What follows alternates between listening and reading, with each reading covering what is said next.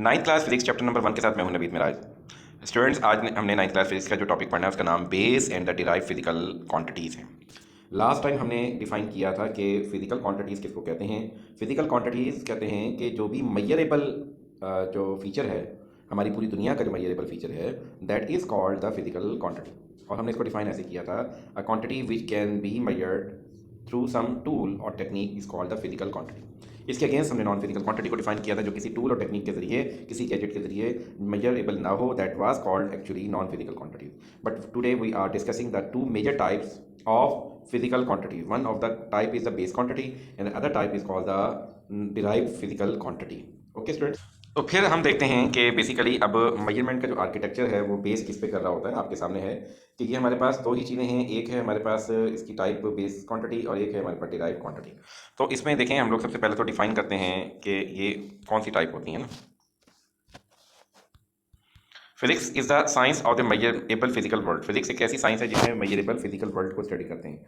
ठीक है, the measurable feature of the material objects, देखिए जो भी मैटर हमारे इर्द गिर्द पूरी दुनिया मैटर से मिलकर बनी है, उसका जो जो मेजरेबल फीचर है basically that is called the physical quantity. की नीचे डेफिनेशन लिखी हुई है आपके सामने। ठीक है, अब इसकी एग्जांपल में मेरे पास कौन कौन से एग्जांपल हैं? टाइम है, वॉल्यूम है, टेम्परेचर है, डेंसिटी है, लेंथ है, थिकनेस है, मैथ, ये भी कोई भी ऑब्जेक्ट है, ये सारी चीज़ें हमारे पास क्या है, फिजिकल क्वांटिटीज़ की एग्जांपल हैं। फिर हमने फिजिकल क्वांटिटीज़ को दो तरह से अपना डिस्क्राइब किया, इसकी दो टाइप्स बताई। एक आपके सामने यहाँ लिखी हुई है बेस फिजिकल क्वांटिटी और दूसरी लिखी हुई है derive physical quantity.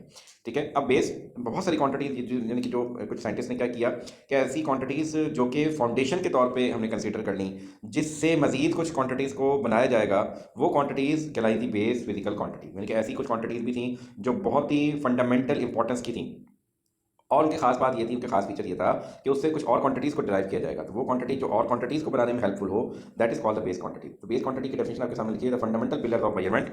Scientist have selected these specific quantities arbitrarily to play the key role they stand alone. Examples आपके सामने लिखी है यहाँ पे, लाइक डिस्टेंस है, टाइम है और मैथ है। These all are the examples of the base physical quantities. ठीक है, अच्छा, इसके बाद दूसरी जो हमारे पास जो टाइप आ रही है, डिराइव फिजिकल क्वांटिटी की टाइप आ रही है, the composite measurement. These can not exist on their own, खुद से नहीं होती, they are described entirely in terms of one or more base quantity. और इनको हम कुछ और बेस क्वांटिटीज की मदद से बनाते हैं। एग्जाम्पल में स्पीड है, डेंसिटी है। अब ये क्यों हम इनको डिराइव क्वांटिटी, डिराइव क्वांटिटी का मतलब जिसको अखज़ किया जाए, किसी और चीज़ से आप बनाते हैं। अब इसकी एग्जांपल जरा देखें आपके सामने, यहाँ पर हमने एग्जांपल जो भी जैसे बात की स्पीड की। स्पीड एक जो है वो हमारे पास क्या है, एक बेस क्वांटिटी है, सॉरी डिराइव क्वांटिटी है। ये क्यों डिराइव क्वांटिटी है, जरा इस बात को जरा देखेंगे आप। Because speed can be is equal to distance divided by time. Speed का फॉर्मूला क्या होता है, डिस्टेंस को अगर आप डिवाइड करते हैं टाइम पर तो we are getting the speed. तो ये दो चीज़ों की डिवीजन का नाम है स्पीड। ठीक है, क्लियर। अब इसमें गौर से देखें, अब स्पीड डिस्टेंस जो है वो भी एक बेस क्वांटिटी है, टाइम भी हमारे पास क्या है, एक बेस क्वांटिटी है। ठीक है, तो डिस्टेंस डिवाइडेड बाय टाइम जो है इक्वल होता है स्पीड के। तो स्पीड क्योंकि इन दो बेस क्वांटिटीज की मदद से बनाई गई, so that is why we are saying that this is our derived quantity. In the same way we will say that the mass over volume is equal to density. तो density भी क्या है, एक हमारे पास एक डिराइव्ड क्वांटिटी है। ठीक है, याद रखें हमारे पास टोटल जो है बेस क्वांटिटीज भी 7 है, और हमने जो डिराइव क्वांटिटीज आपकी बुक में जो गिवन है वो भी कितनी है, 7 है। ठीक है, तो दो हमने कैटेगराइज कर दिया दो तरह से फिजिकल क्वांटिटीज को, एक को बेस कहा और एक को डिराइव कहा। Base quantities are those quantities which can not be described with the help of any other quantity, that are called the base quantity. On the other hand, derive quantities are those quantities which can be described with the help of the base quantities और the other quantities are known as the derive quantity. हमारे पास अभी book में जब reading करेंगे वहाँ पे साथ ही बेस क्वांटिटीज का और साथ ही डिराइव क्वांटिटीज का 7 एक टेबल मौजूद है हमारे पास। ठीक है, अच्छा, we are talking all about the measurement. हम सारी बात किसके मतलब करें, मेजरमेंट की। तो measurement is act of the comparison. तो हमारे ध्यान में जो ख्याल आता है कि भाई मेजरमेंट किसको कहते हैं, तो मेजरमेंट बेसिकली क्या है, it is an act of the comparison, कि ये कंपैरिजन का एक्ट है basically. What is it, this is the act of comparison. देखें इसकी एग्जांपल आप देखें, हमारे पास जब कभी भी आप फल लेने जाते हैं तो वहाँ पे क्या होता है कि आप जो है फल वाले को कहते हैं कि 1 किलो लाइक हमें एप्पल दे दें। अब वो एप्पल किस तरीके से देगा, एक तरफ वो पत्थर रख देगा, किलो वाला पत्थर, और एक तरफ वो फ्रूट रख देगा, यानी कि एप्पल्स रख देगा। ठीक है, अब जो किलो है basically this is a widely accepted standard. ये किलो क्या है, उसको कैसे पता चला कि ये पत्थर 1 किलो का है, तो ये पत्थर का इसका उसे कैसे पता चला कि ये 1 किलो का पत्थर है, because it is a widely accepted unit है, यानी कि पूरी दुनिया में इसको माना जाता है कि इसका जो वजन है वो 1 किलो है। तो इसके अगेंस्ट, इसको कंपैरेटिवली, यहाँ इसके लेफ्ट साइड पे जो चीज़ भी आप फ्रूट रखेंगे, कोई भी अननोन क्वांटिटी रखेंगे, तो जब ये लेवल इक्वल हो जाएगा इसका लीवर का, तो हमें पता चल जाएगा ये वजन भी कितना है, ये भी हमारे पास 1 किलो ही वजन है। ठीक है, लाइक तो बेसिकली क्या है, measurement is just the process of comparison. Measurement क्या है, एक कंपैरिजन का जस्ट क्या है, एक प्रोसेस है। सो दैट इज वाई ये हमारे पास डेफिनेशन भी आती है कि मेजरमेंट की क्यों। अच्छा, अब देखें, एक काफ़ी अर्सा पहले होता ये था, ये जो हमने स्टैंडर्ड वाली बात की, ठीक है, वो हर शख्स की अपने अपने जो है ना यूनिट्स होते थे। हर शख्स का एक अपने अपना एक स्टैंडर्ड सेट होता था। That standard is called the unit. तो हम लोग इसको इस तरीके से भी कहते हैं कि बेसिकली जो भी आप मेजरमेंट करते हो उसके टोटल जो पार्ट्स बनते हैं वो 2 पार्ट्स बनते हैं। ठीक है, ये भी शॉर्ट क्वेश्चन में भी आ जाता होता है। How many parts of the measurement will have, यदि मेजरमेंट के 2 पार्ट्स होते हैं उनमें से एक हिस्से को नंबर कहेंगे, कोई ना कोई वैल्यू होगी, और एक उसका यूनिट होगा। नंबर बताता है कि वो कितनी मैग्नीट्यूड है, कितनी क्वांटिटी है, how much is the actually the amount. और जो यूनिट है बेसिकली क्या बताता है कि ये इसका स्टैंडर्ड क्या है, कि यानी कि जो स्टैंडर्ड बना लिया। ये भी हमें ध्यान में रखना चाहिए कि ये स्टैंडर्ड किस तरीके से डेवलप हुआ। ठीक है, अब उसकी रीज़न ये है कि पहले दौर में तो मैंने जैसे बताया कि मुख्तलिफ कंट्रीज़ के पास अपने अपने स्टैंडर्ड सेट किए हुए थे।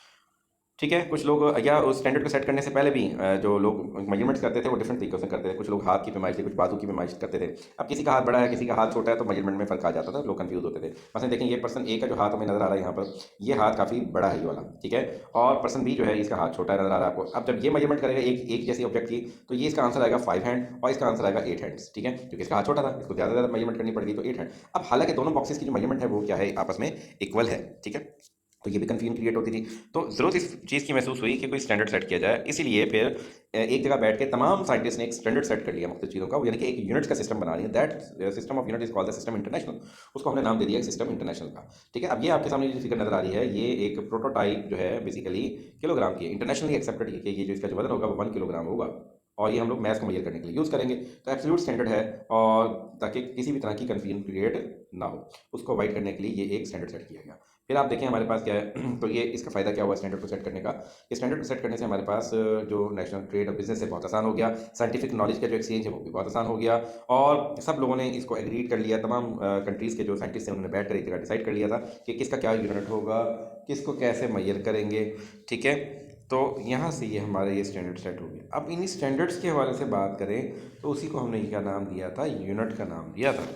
ठीक है, क्लियर, आई होप सो कि ये आपको क्लियर होगी। लास्ट फिगर में देखें मैंने ये बनाया कि फिज़िकल क्वांटिटी है, और फिज़िकल क्वांटिटी जो है वो बेस कर रही होती है हमारे पास किन किन चीज़ों पे, वो स्टैंडर्ड मेजरमेंट को स्टैंडर्डाइज कर लें, और उससे क्या हो रहा है ओवरऑल हमारे पास ग्लोबल प्रोग्रेस हो रही है।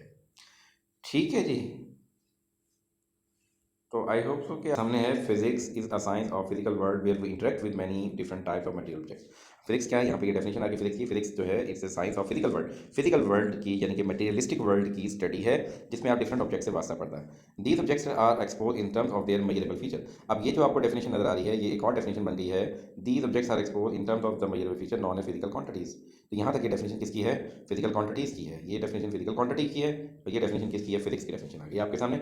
ठीक है, अब नीचे इसकी एग्जांपल्स दी हुई हैं, सच एज लेंथ है, ब्रेथ है, ठीक है, थिकनेस है, मैथ, और ये सारी एग्जांपल्स इसमें दी गई हैं, जिसमें इन एग्जांपल्स के अंदर याद रखें बेस क्वांटिटीज भी शामिल हैं इस स्टेज के ऊपर, और हमारे पास जो है वो डिराइव क्वांटिटीज भी शामिल है।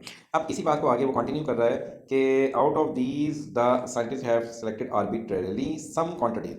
कुछ ऐसी क्वांटिटीज उठा ली हैं जो कि बहुत इंपॉर्टेंट होती हैं, जिनके जो play a key role, they are called the base quantities. इनका नाम क्या है हमारे पास, बेस क्वांटिटीज का नाम है। तो ये बेटे हमारे पास डेफिनेशन आपकी बुक में जो बेस क्वांटिटीज की लिखी हुई है, तो आप यहाँ से इसको मार्क कर सकते हैं। यहाँ से स्टार्ट करते हैं अगर, कि मैं आपको निशान लगवा देता हूँ साथ साथ। The quantities the scientist have selected arbitrarily some quantities, ठीक है, to play a key role से लेकर और यहाँ बेस क्वांटिटीज तक ये डेफिनेशन आ जाएगी बेस क्वांटिटी की। तो आप ये मार्क करते हैं अपने बुक के ऊपर, ठीक है। अच्छा, इसके बाद देखेंगे हमारे पास क्या है, अगली जो डेफिनेशन आ रही है वो डेफिनेशन आ रही है हमारे पास किसकी है, derived quantity. All the quantity which can be described in terms of the more base quantities are called the derived physical quantities. Example है speed is a derived quantity which depends on distance and time. Quantities whereas the density, दूसरी example है density की, it's a density of a material described in terms of the mass and volume, because density को आप mass और volume की शक्ल में represent करते हो, so that is why these are called the हमारे पास derived quantities. तो देखें जी, अब हम लोग इसको स्टडी करते हैं। The international committee on the weighing and measures in 1961 में जाके इंटरनेशनल कमेटी बनी, recommended the use of the system considered of the 7 base units. उन्होंने रिकमेंड किया एक सिस्टम जो कि 7 बेस यूनिट्स के ऊपर बेस कर रहा था, जिसकी बुनियाद, जिसके पिलर जो है 7 क्वांटिटीज़ के ऊपर बेस कर रही थी। This system is called the international system of units, और इसका एब्रीवेट करते हैं SI से रिप्रेजेंट करते होते हैं। ठीक है, this system is use all over the world, पूरी दुनिया में इसका इस्तेमाल है।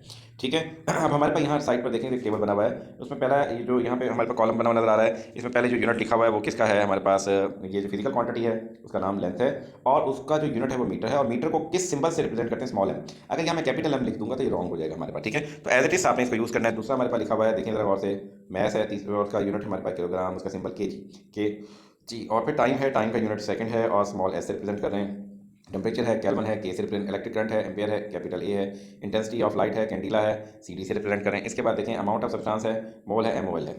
ठीक है, तो ये पूरा टेबल है जो याद करना है। टोटल यहाँ पे 7 बेस क्वांटिटीज और उनके यूनिट्स लिखे हैं। अब यहाँ नेक्स्ट देखें हमारे पास use of SI measurement help us all over the scientist to share and compare their observations and result easily. तो देखिए इसका फायदा बताया जा रहा है कि बेसिकली इसको कहाँ यूज़ कर रहे हैं, सारी इन्फॉर्मेशन को, सारी ऑब्जर्वेशन को इंटरनेशनल लेवल के ऊपर आपस में शेयरिंग के लिए यूज़ करें।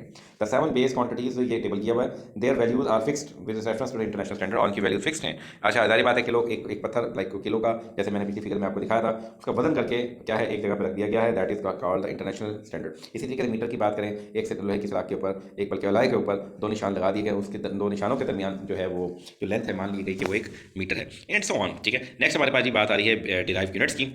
तो ऐसे यूनिट जो कि डिराइव्ड क्वांटिटीज के लिए आप यूज़ करते हैं, दोस्त का डिराइव्ड यूनिट्स। ठीक है, एक डेफिनेशन तो आप ये लिख सकते हैं, the units which are use for the measurement of the derive physical quantities are called the derive units. और ऐसी यूनिट्स जो कि बेस यूनिट्स को यूज़ करते हुए डिराइव की जाए, those are called the derive units. ठीक है, अब यहाँ जरा देखें, हमारे पास छोटी सी एग्जांपल भी आपके सामने है, गौर से देखिएगा। लाइक अगर मैं बात करूँ यहाँ पे देखें, एक पहले तो है एरिया। एरिया का जो यूनिट होता है याद रखेंगे स्क्वायर मीटर है, वॉल्यूम है क्यूबिक मीटर है, स्पीड है मीटर पर सेकंड है। इसको ना मीटर पर सेकंड जरा स्पीड वाली बात को जरा देख लें आप एक दफ़ा अगेन। ठीक है, लाइक मैं बताता हूँ अभी आपको कि देखें ये किस तरीके से हो रहा है। देखिए मैंने ये लिखा कि स्पीड जो है वो किसके इक्वल होती है, डिस्टेंस डिवाइडेड बाय टाइम, इसका फार्मूला है। और डिस्टेंस एक फिजिकल क्वांटिटी है, उसके लिए जो यूनिट यूज़ करेंगे वो हमारे पास बेस यूनिट यूज़ हो रहा है मीटर। ठीक है, और टाइम भी हमारे पास एक बेस क्वांटिटी है, उसके लिए बेस यूनिट सेकंड। अब जरा देखें यहाँ पे मीटर की पावर भी 1 है और सेकंड की पावर भी 1 है।